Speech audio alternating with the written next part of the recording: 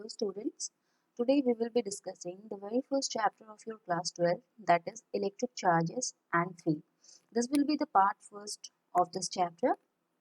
Okay, here we will discuss that what are the charges and what are the fields. ठीक है, तो before going to this chapter in detail, हम थोड़ी basic चीज़ों पे focus कर लेते हैं। जैसे कि जो इलेक्ट्रिसिटी या इलेक्ट्रिक का पूरा आपका कॉन्सेप्ट है, ये किस पे बेस्ड करता है? The very basic building unit, और we can say the very fundamental thing of this chapter is your charges. ठीक है, मतलब अगर चार्जेस ना हो तो ना ही तो कोई आपकी इलेक्ट्रिसिटी होती है, ना ही तो कोई इलेक्ट्रिक फील्ड होता है। Means without charges there is nothing. ठीक है, there will be no concept of electricity और इलेक्ट्रिक फील्ड लाइक दिस। ठीक है, तो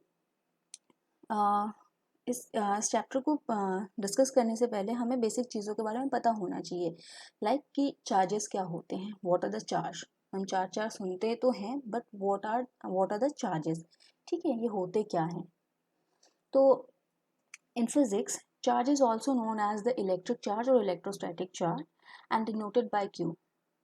तो चार्जेस जो है ये तो थ्योरेटिकल बात होगी कि चार्जेस को हम क्या कहते हैं, इलेक्ट्रिक चार्ज भी कहते हैं या फिर इलेक्ट्रोस्टैटिक चार्जेस कहते हैं, और इनको डिनोट किससे करते हैं हम? स्मॉल क्यू से। ठीक है, अभी चार्जेस बेसिकली होते क्या हैं? हमने इससे पहले की क्लासेस में क्या पढ़ा है कि एटम्स के बारे में हम सब ने पढ़ा हुआ है। ठीक है, आपने अपने प्रीवियस क्लासेस में ये ज़रूर पढ़ा होगा कि एटम्स क्या होते हैं। एटम में क्या क्या कंपोनेंट्स होते हैं? एक एटम में हमें पता है कि एक न्यूक्लियस होता है, न्यूक्लियस के अंदर आपके क्या होते हैं? प्रोटॉन्स एंड न्यूट्रॉन्स, और उसके जो ऑर्बिट्स होते हैं उसमें क्या होते हैं? हमारे electrons. These electrons are the responsible for your charges. अब यही इलेक्ट्रॉन्स आपको बताते हैं कि चार्जेस क्या होंगी। ठीक है, अब चार्जेस हमारी होती है दो तरह की, either it will be a positive और नेगेटिव। ठीक है, दो ही तरह की चार्जेस एग्जिस्ट करती हैं, एक पॉजिटिव चार्ज और एक नेगेटिव चार्ज। ठीक, मान लीजिए कि कोई ऐसा एटम है जिसमें से हमने क्या किया, हमें पता है कि न्यूट्रल कंडीशन में number of electrons and number of protons are equal. ठीक है, protons are the positive things and electrons are the negative. अगर मान लीजिए कि किसी एटम में से हमने एक इलेक्ट्रॉन निकाल दिया, ठीक है, बाहर निकाल दिया, तो वहाँ पे क्या हो गया?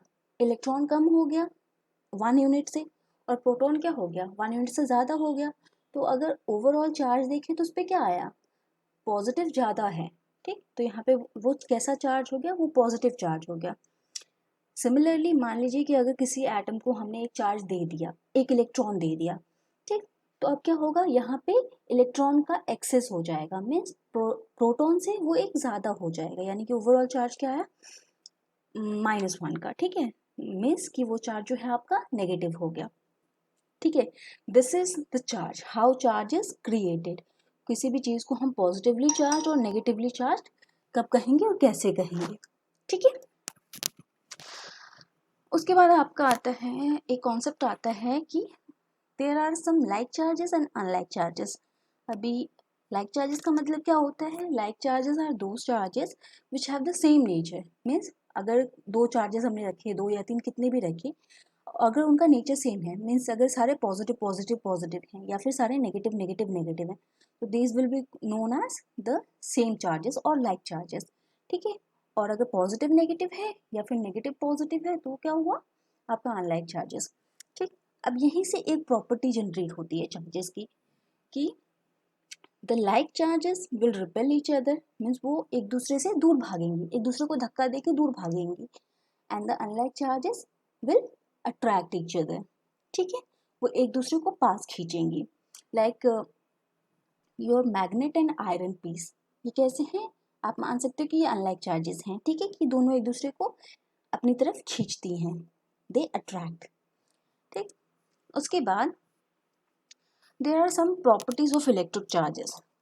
सबसे पहला है additivity of the charges. Means मान लीजिए कि कोई एक कंटेनर है जिसमें बहुत सारे चार्जेस रखे हुए हैं, कुछ पॉजिटिव चार्जेस रखे हुए हैं, कुछ नेगेटिव चार्जेस रखे हुए हैं, तो उनको हम क्या कर सकते हैं? सिंपली एल्जेब्रिकली उसको हम ऐड कर सकते हैं।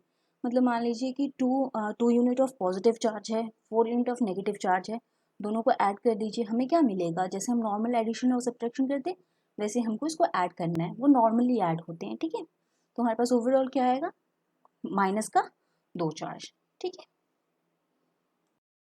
Now here is the second property of the electric charge, that is the quantization of electric charges. Means कि जो आपके इलेक्ट्रिक चार्ज होते हैं वो हमेशा कैसे होते हैं, इन क्वांटम्स होते हैं, ठीक है। मीन्स तो जो आपका जो चार्ज आएगा, जो टोटल चार्ज आएगा किसी बॉडी पे, मान लीजिए हमने एक कोई ऑब्जेक्ट ले लिया, सपोज एक पेन ले लिया, ठीक है।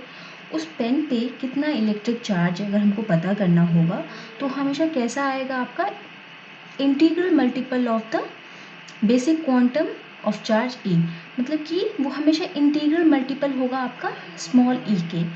अब इंटीग्रल मल्टीपल का क्या मतलब है, इंटीग्रल मल्टीपल का मतलब है कि वो हमेशा एक एग्जैक्ट वैल्यू आएगी, वो फ्रैक्शंस में नहीं आ सकती, डेसिमल्स में नहीं आ सकती, ठीक है। फॉर एग्जांपल यहाँ पे वन आपका 1 2 3 कितना भी हो सकता है, बट वो क्या है, वो फ्रैक्शंस में नहीं होंगे आपके, okay. Then there is a thing कि जो ये आपके चार्जेस होते हैं, इसका ऐसा यूनिट क्या है आपका, coulomb, which is denoted by capital C, ठीक। And the value of e will always be fixed, e की जो वैल्यू है वो आपकी फिक्स्ड रहती है, ये आपको मेमोराइज करनी पड़ेगी। ये वैल्यू आपकी होती है 1.602192 इंटू 10⁻⁻19 कूलम्स, ठीक है। उसके बाद द अदर थिंग इज कि अगर मान लीजिए सपोज कि हमारे पास नेगेटिवली चार्ज कोई बॉडी है, ठीक है, जिसपे कितना टोटल चार्ज है 1 कूलम का, तो उसमें नंबर ऑफ इलेक्ट्रॉन्स कितने होंगे, उसमें आपके नंबर ऑफ इलेक्ट्रॉन्स होंगे अबाउट 6 इंटू 10⁻18 इलेक्ट्रॉन्स, मतलब 1 कूलम में आपका 6 इंटू 10⁻18 इलेक्ट्रॉन्स हमेशा प्रेजेंट होंगे, ठीक। Now the third point is charges are conserved, ठीक है। जो चार्जेस होते हैं वो हमारे कंजर्व नेचर के होते हैं, ये हमने पहले भी पढ़ा है लॉ ऑफ कंजर्वेशन में, ठीक है, कि अगर हम कोई आइसोलेटेड सिस्टम लेते हैं then the charges of the system will always be conserved, means कि उस सिस्टम में ना ही तो कोई न्यू चार्ज क्रिएट हो सकता है और ना ही डिस्ट्रॉय हो सकता है। हमने पहले पढ़ा था ना कि कंजर्वेशन में ना ही तो हम क्रिएशन करते हैं किसी चीज़ का, ना ही डिस्ट्रक्शन करते हैं। वैसे ही अगर कोई हमने आइसोलेटेड सिस्टम लिया है तो उसमें ना ही तो हम न्यू चार्ज क्रिएट कर सकते हैं, ना ही डिस्ट्रॉय कर सकते हैं, बस क्या कर सकते हैं, सिर्फ उसको ट्रांसफॉर्म कर सकते हैं, ओके। Thank you.